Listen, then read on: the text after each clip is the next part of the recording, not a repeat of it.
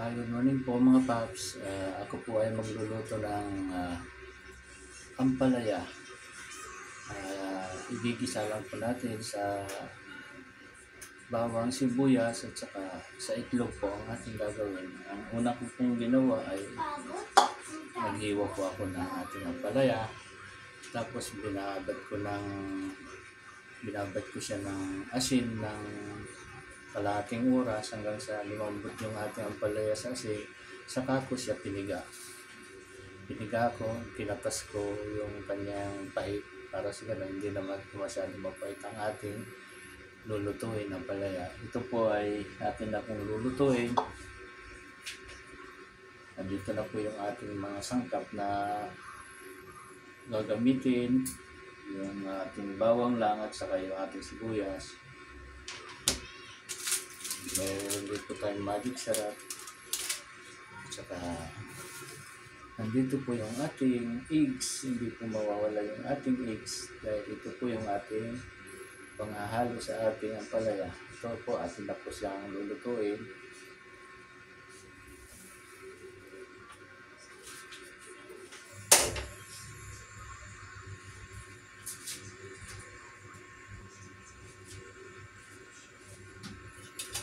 Lalagay na po natin yung ating bawang.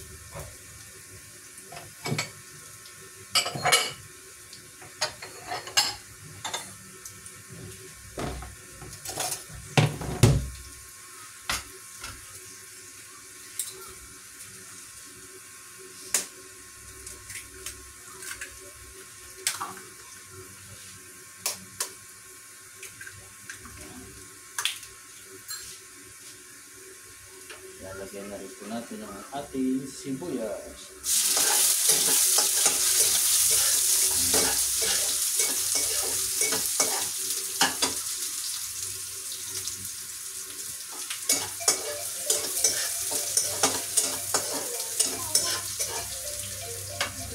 Ito na po yung ating itlog.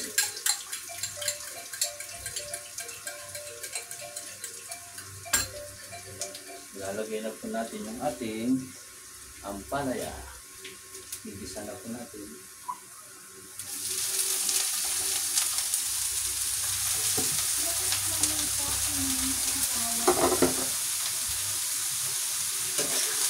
Ito siya hahaluin.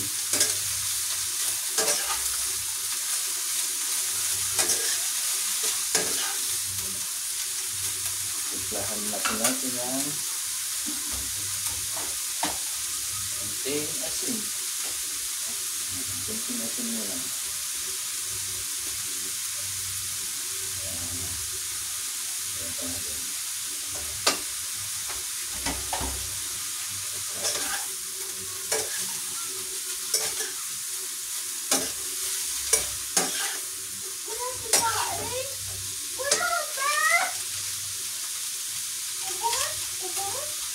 Ito po, ilalagay na po natin itong ating magic.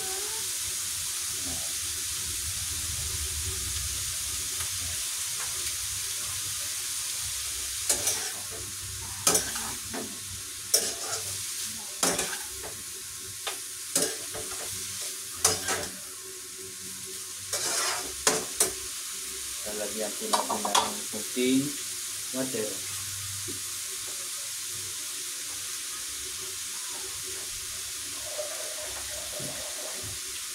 Kunti lang po yung ating nilalagay na water. Ayan.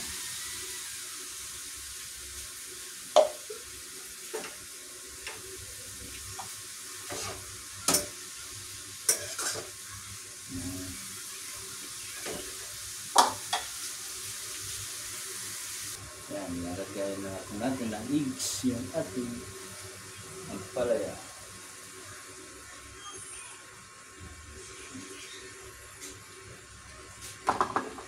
Yan po ay halo-haloin natin. Ganda yung kanyang kalat.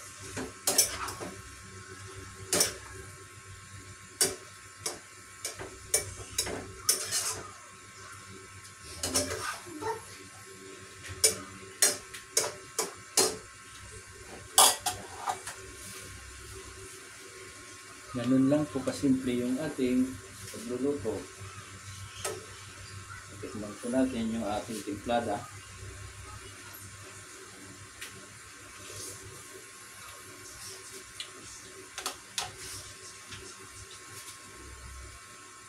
Lagyan po natin ang konti pa.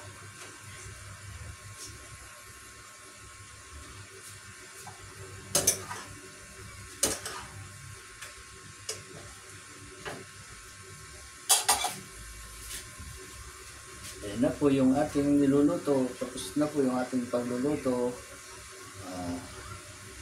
Hanggang dito na lang po yung muntikong pagluluto ng ampalaya na ginisa natin sa itlog, sibuyas at bawang lang. Dito na lang po. Sana huwag niyo kalimutan i-subscribe ang aking channel. I-like Papa Nards TV po. Salamat.